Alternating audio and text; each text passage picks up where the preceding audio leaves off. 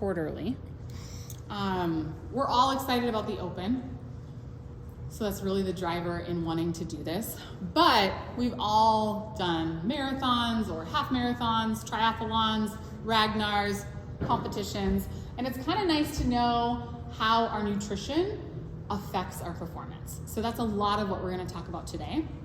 But as I started to kind of prepare for that, I really thought you guys need sort of a baseline. You need to know, if you're not working one-on-one with a coach, you kind of need to know what your baseline is and how to figure that out. So that's the first thing we're going to talk about.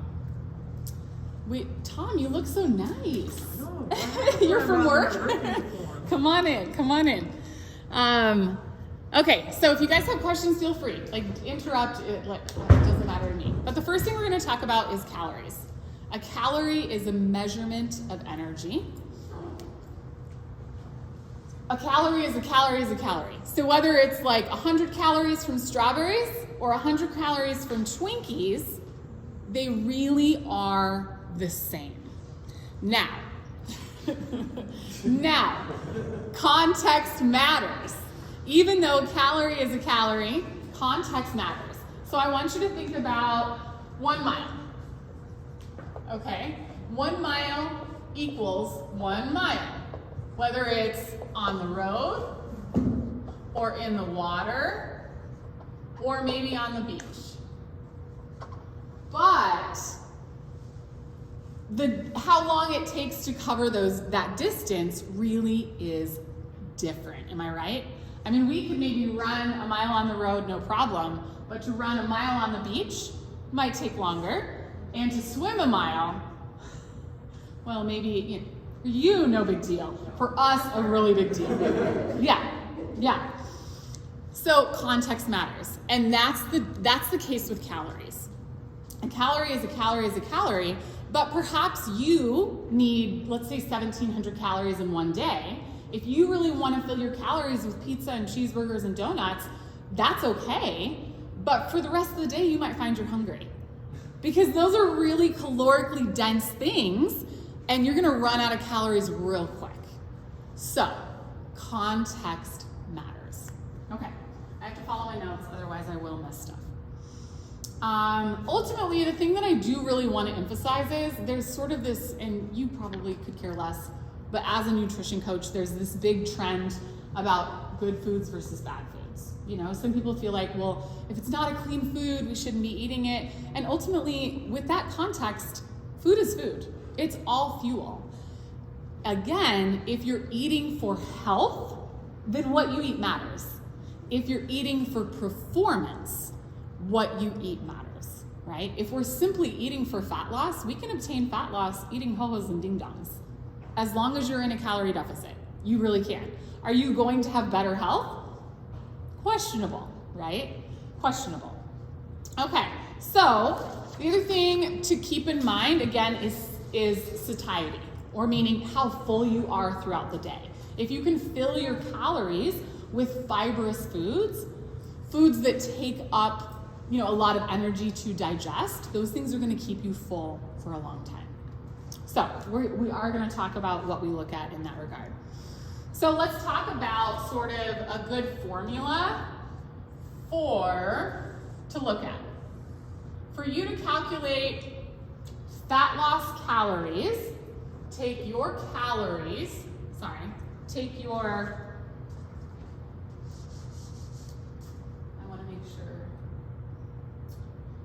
take your goal body weight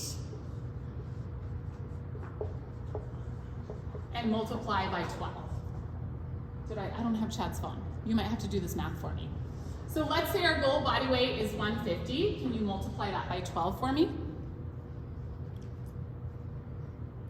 Guys, randomly you can get it. 1,800. Okay, so 1,800 calories. Okay, so ultimately, this is the major part of what we should be looking at. So in a day, that person should consume a goal of 1,800 calories. Okay, well, let's give or take, so plus or minus 100 calories. So they could realistically eat 1,600 to 1900, nope, sorry, 17, bad at math. 1700 to 1900 calories and obtain fat loss. That's very, very realistic. Okay, so how do we know? I've been hesitant to kind of talk about people calculating their own calories or their own macros. And the reason is everyone is so different. There's so many formulas that you can Google and you can find online calculators. And a lot of those, they might be accurate, but what they don't know is they don't know your diet history. They don't know your health history. They don't know if you're a diabetic or the things that you've been through from a health perspective. So those things really do matter. So this is a really good rule of thumb, like baseline, but talking with a coach, even just one-on-one, one time to get a realistic idea of where things should be, can be really, really helpful. But this is a good starting place. Okay, so we're looking at goal body weight times 1,800 calories. Let's say we have a substantial amount of weight to lose. Maybe we have 50 pounds to lose. Here's what I would do. I would not make your goal body weight our target in the beginning. I would just subtract 20 pounds. Subtract 20 pounds, take that number. So maybe we're at 200 pounds and our goal body weight is 150. I would go to 180. Take 180, multiply that by 12. For now, that is our calorie goal. Why? Why would I not bite off the big chunk and take it slower? Small, realistic goals. Yes, yeah, that's it. It's like our goal for fat loss, we want it to look like this. So it's like we want to lose, we want to kind of reverse a little bit, we want to lose, we want to reverse a little bit, we want to lose. If I just go from here straight to there, that's going to be really, really hard. It's going to be really hard for somebody who clearly has put on the weight from poor diet choices to hit that super aggressive calorie goal. It's much more realistic to make it small and sustainable, okay? So once they reach that goal, once they've lost the 20 pounds, then we set a new goal. Okay, let's subtract another 20, and then we go from there. It's much more realistic, okay? So just take these small segments. The other thing that is important for fat loss, you can lose weight or perform optimally just tracking calories or just looking at calorie intake. You really can. But for ideal performance, that's what we're talking about. We're talking about performing at our best. We should look at protein. Protein is what is going to not only help sustain muscle mass. Typically when you lose fat, you lose muscle. It's just what happens. It is rare that someone loses weight and does not lose muscle. We've had it happen. If they're strength training a good amount and if they're eating enough protein, those are the two keys. So the second most important thing to be looking at is our protein. How do we figure out what that should be? Two ways to figure out what our protein should be. One is your goal body weight times 1. So again, if we take our athlete who goal body weight is 150, they should be eating 150 grams of protein. If we take that out of 1,800 calories, it's a little aggressive, and also it is a challenge for people to eat protein, especially in the beginning. I mean, let's take somebody whose goal body weight is 190. 190 grams of protein is a lot of protein. Eric knows. Yes, it's a lot. It is doable. It is doable. But again, in the words of Mike, let's have some sustainable goals. So what's our option number 2 for calculating protein? Take your total calories. So if we've got 1,800, we're gonna go 1,800. We're gonna multiply that by 30%. So what is that, Chad? 0.3. Yeah, 0.3. What's the number? 540. How much? 540? Okay, and will you divide that by 4? 135. Ah, Okay, so we had this is our 150, not our 190. So we had 150 versus 135. 15 grams, it's not substantial. So that's why this is honestly a really ideal way to do it. 135 is probably pretty easy for somebody. I eat 140 grams every day and I rarely supplement. Like I eat real food to hit that number. So it's only 15 grams, but that may be just a little bit more realistic. And what that means is, raise your hand if you love carbs. Hello, holler. Yes, we love carbs. We love CrossFit. CrossFit is a glycolytic sport, so carbohydrates are our friend. What that means is I can take 15 of these grams of protein and I can eat 15 more carbs, which I love. I mean, that's also valuable as well. So that's a good rule of thumb. Goal body weight times 1. So 1 gram of protein for every pound of body weight we want to weigh, or total calories times 30%. Why did I divide by 4? Because every gram of protein is 4 calories. That makes sense. The only one that's different is fat. Every gram of fat is 9. It's much more dense. It's much more dense. So if you're eating 135 grams of protein, you're probably only going to be eating 60 to 70 grams of fat. It's much lower because it's twice as calorically dense. Makes sense? Okay, do you guys have questions on that? Makes sense? Pretty simple. This is not how I figure out my client's calorie number, just FYI. Okay, if you come to me, there is a much more in-depth process that I look at to figure out your calorie number, but I wanted to give you guys something that's not only accurate, but also simple. Simple.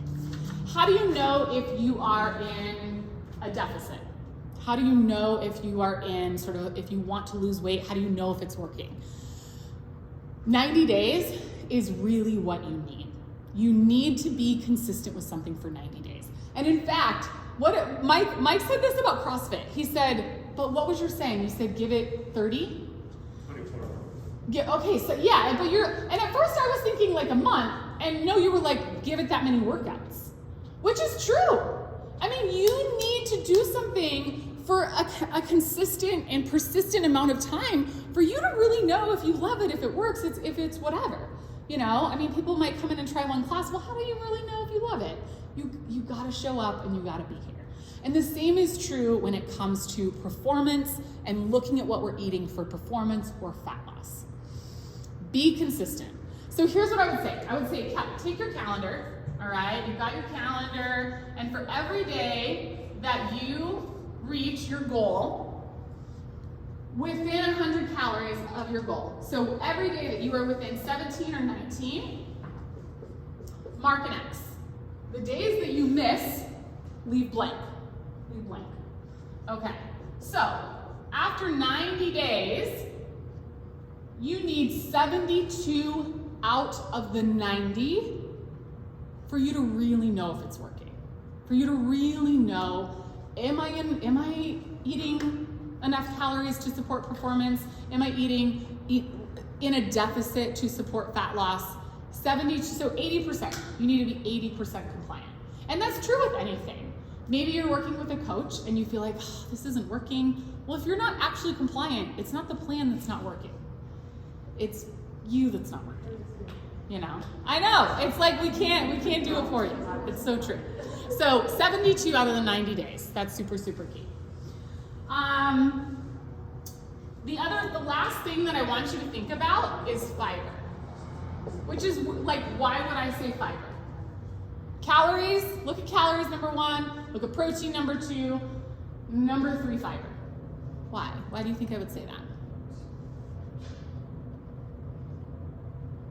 If somebody is eating a high fiber diet, what does that mean?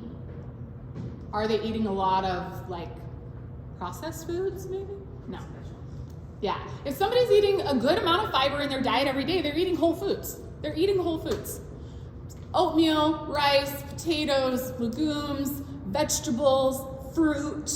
So a good rule of thumb is 25 grams for a lady and 35 grams for a man.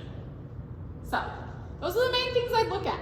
I would calculate your calories, I would look at your protein every day, and I would keep an eye on that fiber number. And that's just gonna be an indicator of, I'm eating good quality food. I really like to suggest 80-20. If 80% of our diet comes from whole, real foods, lean proteins, chicken, bison, beef, venison, all those things, whole carbs, rice, beans, quinoa, oatmeal, your fruits, all your veggies, and then your healthy fats, right? If that's 80% of your diet and the other 20 is pizza and cheeseburgers and donuts, go for bad. Yeah, I mean, that's awesome. That's balance, We might find certain days when we're super busy. Maybe we're super busy and we're on the go and it's more processed than other days. That's okay. That's not a big deal. But again, if our mainstay is those whole, real foods, that's what really matters. Any questions on that? Feel good? Everybody has their camera off, but hopefully they got it. Okay, let's talk about performance nutrition. So again, this is primarily, we are talking about the open. Most of us will be doing the open on Friday night.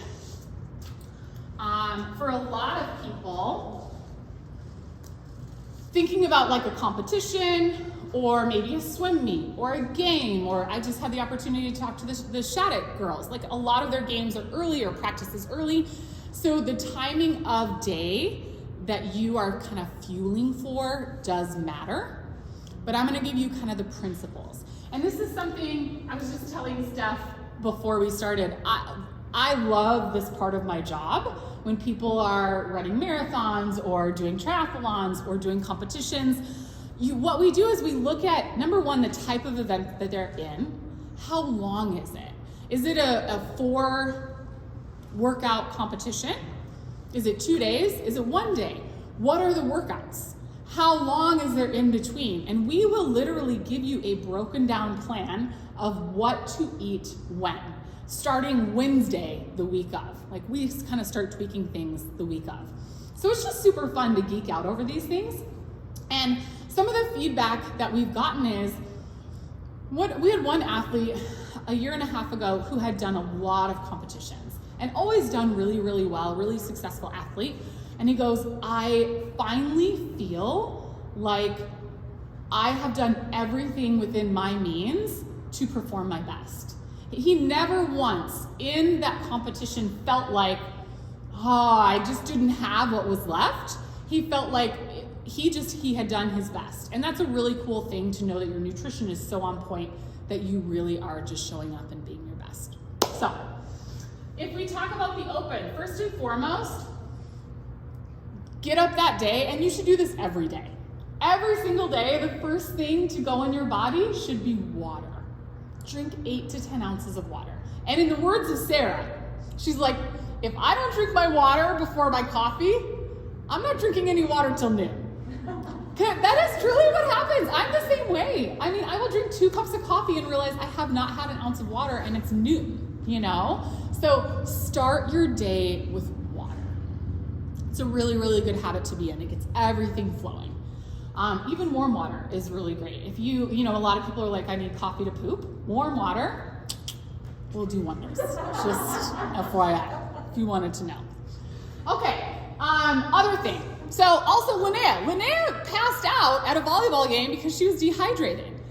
You can't just hydrate the day of a competition or the day of hydrate all week. Make sure you are well hydrated. Everything is ready to roll, right? Grease the groove.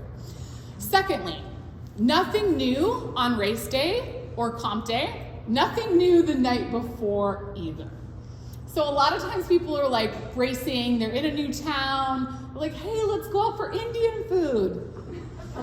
No, we do not need diarrhea the day of our race. So just think about that. I mean, I know it's fun, it's a new place, you want to try new things, but really don't do anything new. The other thing people will do is, I got this new pre-workout, and I'm going to be flying, and then they feel terrible. So don't use new protein, don't use new pre-workout. Do not introduce anything on the day of a competition, the day of a race, or the day of the open that you haven't already done. Okay, so 1 hour. I prefer an hour and a half, so 90 minutes to 2 hours before we want a 2-to-1 ratio. So we're looking for 20 to 30 grams of protein and 40 to 60 carbs. 90 minutes to an hour and a half. So if you were gonna sign up for our slots, if you sign up for a 5 o'clock slot, I would say by 3, you should be enjoying a 2-to-1 ratio. Sorry, no, this is wrong. Carbs to protein. Right, you can see by the math. I just wrote it in the wrong order. Twice as many carbs as we have protein. Okay, so that's hour and a half, 2 hours before our workout. The day before, so if the open is Friday, on Thursday, or your competition is Friday, your race, your game, whatever it is, it's Friday or maybe Saturday, the day before, I want you to kind of eat a few more carbs.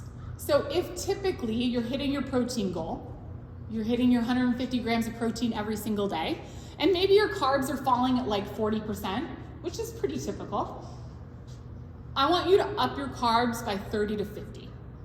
30 to 50 more, so it's not crazy. So many people like run a marathon and they're like eating all the pasta. They're eating the whole plate, and that's fine. I mean, that's more power to you, but you don't really need that much.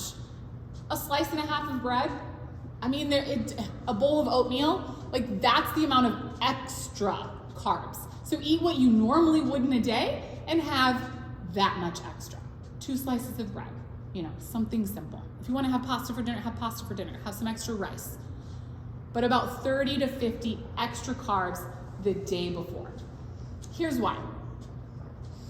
The glycogen in your muscles, what you are using in that open workout, what you're using in that race is from the day before. 24 to 48 hours is what you're actually pulling from. That's the truth. Why? So then why do we fuel 90 minutes to 2 hours before if we're not actually using that in our workout? What do you think? Recovery. It's true.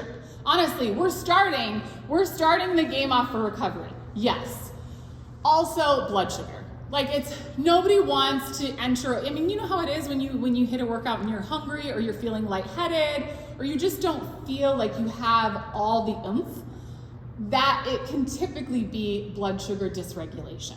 So making sure that your blood sugar is balanced, this combo is going to be really, really solid for that. So, what are good pre-workout snacks? What do you guys do for pre-workout? What do you like?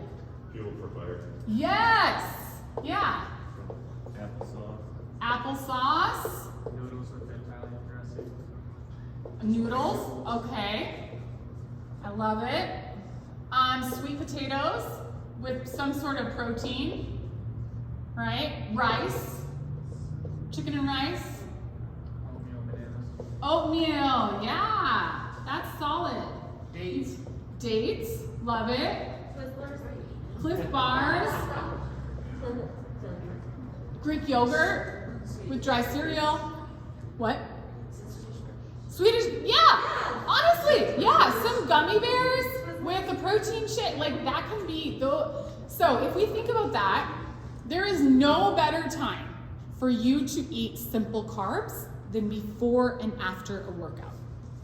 This is the ideal time to enjoy simple carbs. And the reason is you want them to be accessible. You want them to be immediately accessible. If you're burning up glycogen in your muscle and your muscles run out, our muscles store 250 to 400 grams of glycogen in a day. Like that's about max. If you burn through that, you can restore it based on what you have in your system. Simple carbs is what we want. So intra-race or intra-comp, yeah, gummy bears, Swedish fish, fruit snacks. The other thing that I really love, you can't even read this, I'm so sorry. Cyclic dextrin. Who has heard of this? Oh, Yeah, it's branch cyclic dextrin. It's not pure sugar. It's even more simple than pure sugar. It doesn't actually spike blood sugar. So that's kind of the ideal. It's available like sugar, but it doesn't actually raise insulin the way that sugar does.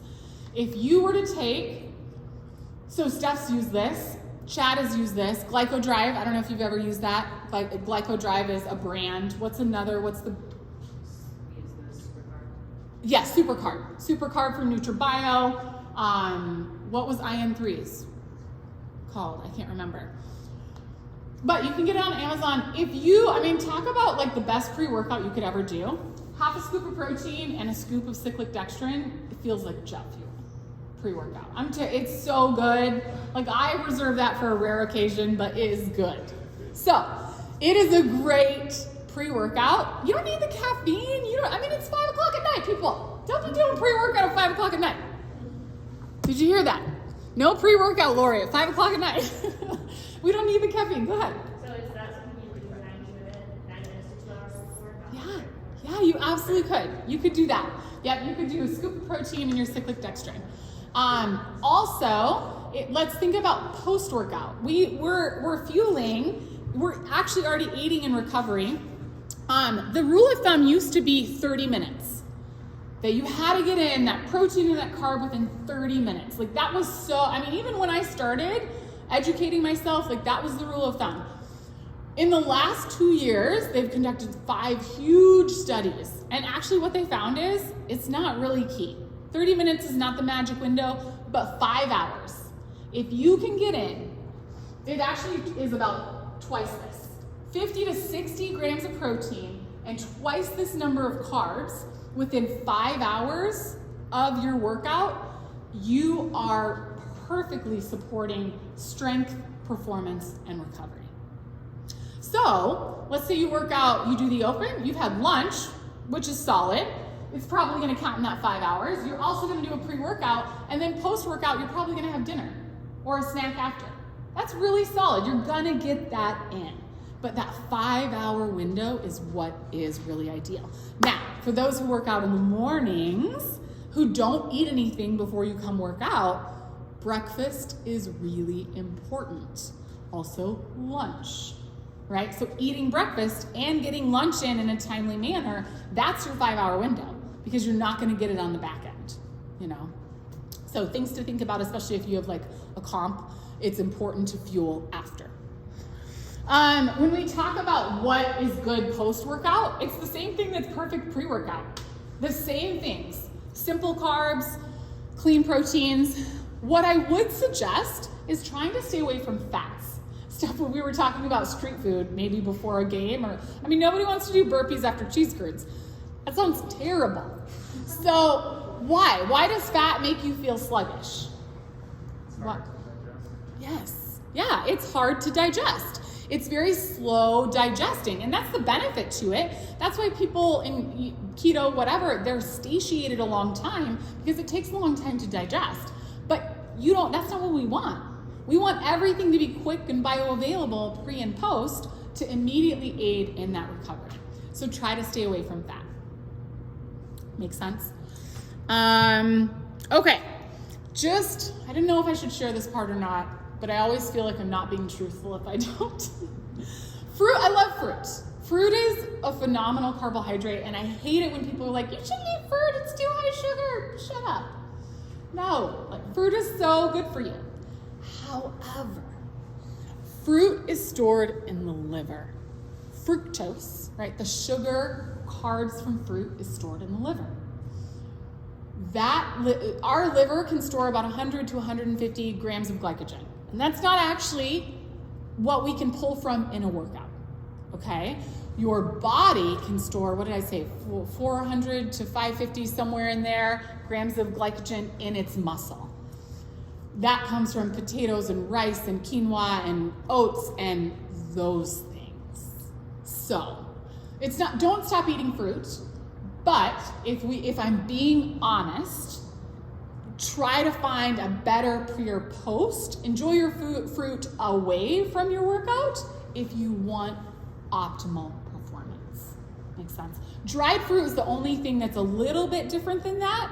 It's got not just fructose, it's got some higher that your body will draw from. So that's the only caveat there. So, okay. Let's talk about alcohol. How about like post-workout carbs from beer? Enjoy a beer post-workout if you want to have a beer. But no, like those are not going to actually aid in your recovery. So if you want to actually aid in recovery, have some other carbs. Enjoy your beer, do what you want to do, but it doesn't actually help. When we're in that fight or flight mode, CrossFit is intense. It's that very glycolytic, it's that high pathway. And have you ever noticed it's hard to like fall asleep after you work out? You don't want to work out and go home and sleep an hour later. You're buzzed, you're wired, you're hyped up. That's your central nervous system, like in that fight mode. Carbs flip the switch. Carbs flip the switch to recovery. So really do try to get in some sort of carb. If you're, maybe you hit your calories for the day, you came and worked out and all you have left for dinner is protein, I would say you might need to go over your calories to get some carbs in, because I'd rather see your body start recovering and be a little over in calories than you hit your numbers and your body go to sleep in that fight mode. Does that make sense? Okay, so that's important. How about amino acids or BCAAs? Is that anything people have heard about, BCAAs? Well, I get asked about that all the time. They're like, they're so good. Branched chain amino acids are the simplest form of those proteins, and they really can be solid. However, if you're eating enough protein, if you're tracking your food and eating enough protein on a daily basis, you're just wasting your money. You don't need them. But most people don't eat enough protein. If you're not literally tracking every bite that you eat, you could do BCAAs, and it might be a solid option for you to make sure you're getting in enough of those amino acids. They can be a really great intra. Maybe you do them pre-workout, maybe you do them in your workout, you sip on them with a little bit of that cyclic dextrin. Super solid, super solid. How about what type of protein is best? There's actually, this week I'm gonna come out with a full post about it, but to be honest, the best type of protein pre and post workout is your whey isolates. They're the quickest digesting, they're the most bioavailable, they are just king when it comes to building muscle and recovering muscle tissue.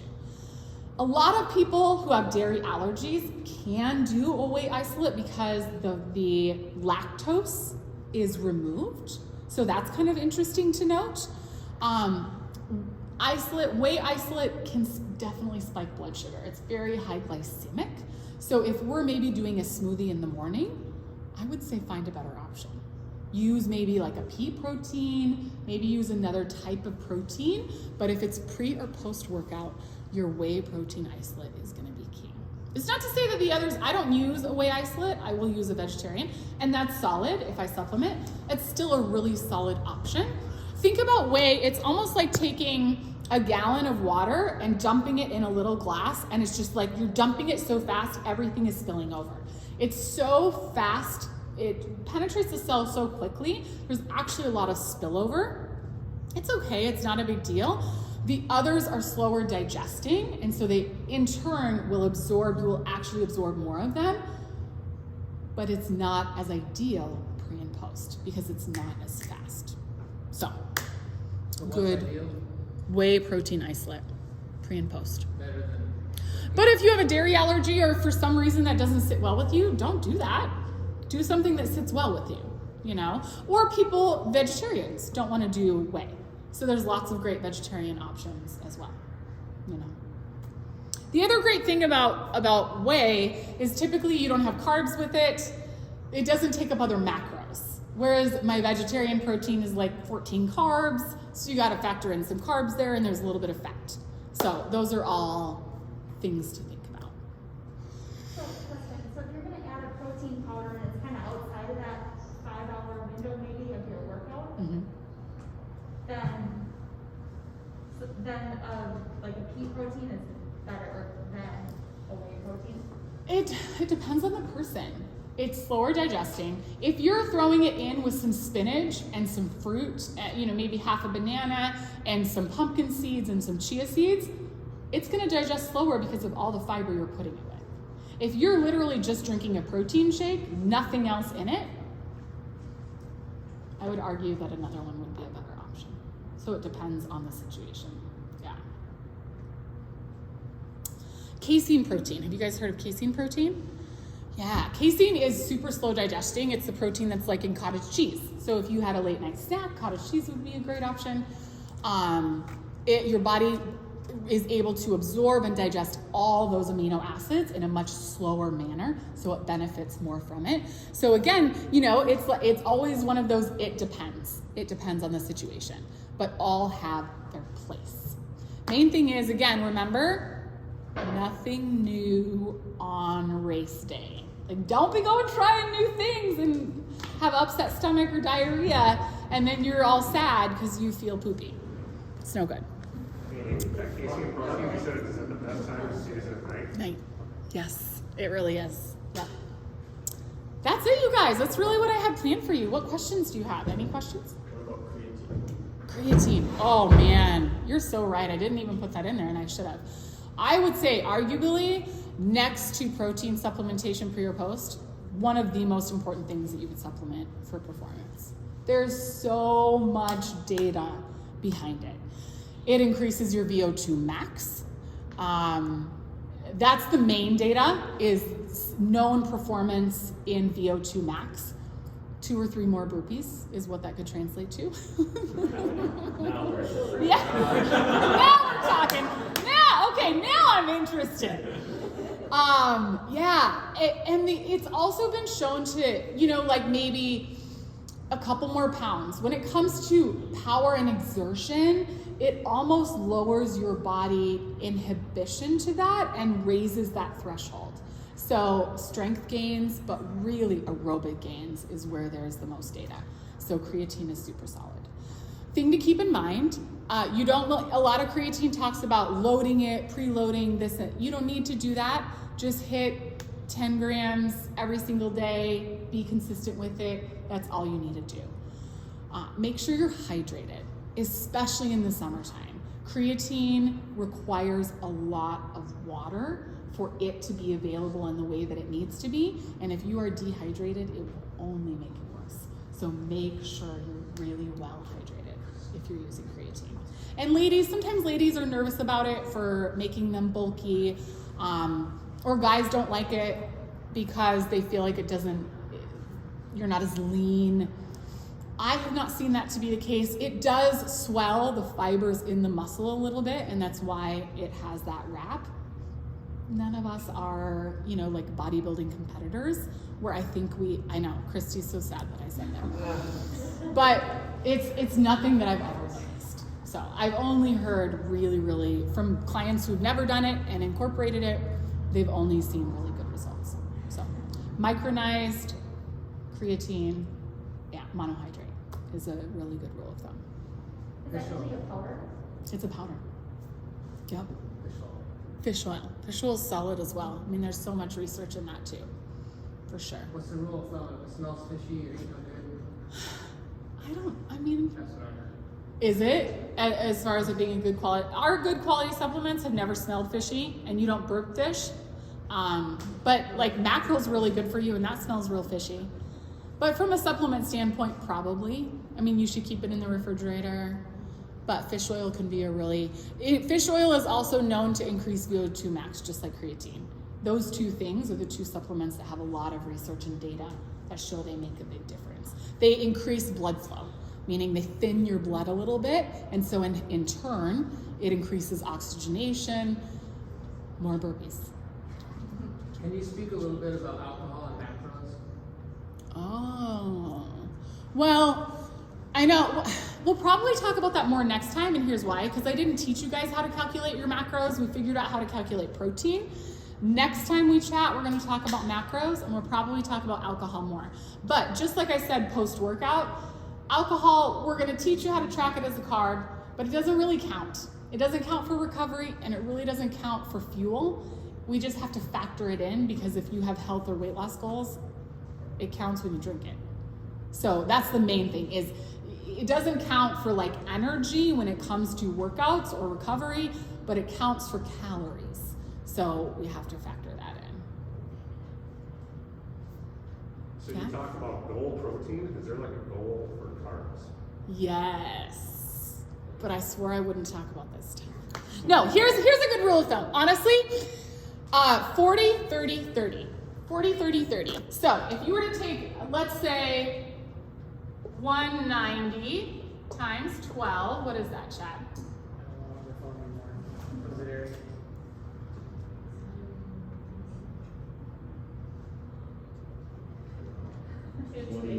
Two two eight? 2280. Okay, and can you do more math for me? We need more math. So we've got 20, that's our goal calories. So let's go times 30%. We're gonna figure out protein. 684. 684. Divide by 4. 171. How much? 171. 171. Okay, that's our protein number. 684 divided by 9. 76. That's our fat number. And then take 2280 and multiply by 40%.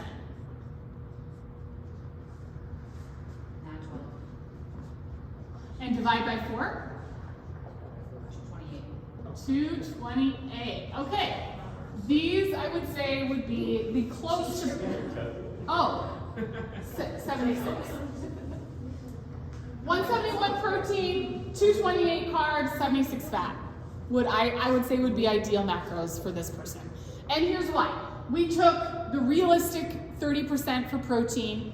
A really good rule of thumb for CrossFitters, 40%. 40% of your calories should be carbs if you're a CrossFitter. Yeah. And then 30% is what is left over for fat. So that's super solid. It's a good rule of thumb. 30, 30. You're gonna up the carbs on that a little bit? That's fine. I mean, I have CrossFit athletes who their fats are almost 50%. Like they really thrive well on high fats and they perform super well. And here again, that's where you are different as an athlete. Just mess around with it. But for fat loss, all that matters is protein. But that's a really good rule of thumb for carbs. 30, 30, 40. Cool, you guys. Thank you for coming. I really appreciate it. Do you have questions, Jackie? Do you have any questions? No, I'm good, thanks. Okay, I appreciate you joining us. Good to see you, Dawn and Lori and Michelle. Really nice. Thanks for coming. All right, you guys, enjoy Recovery WOD. I will end the meeting. We'll send out the recording of this tomorrow. Have a good night.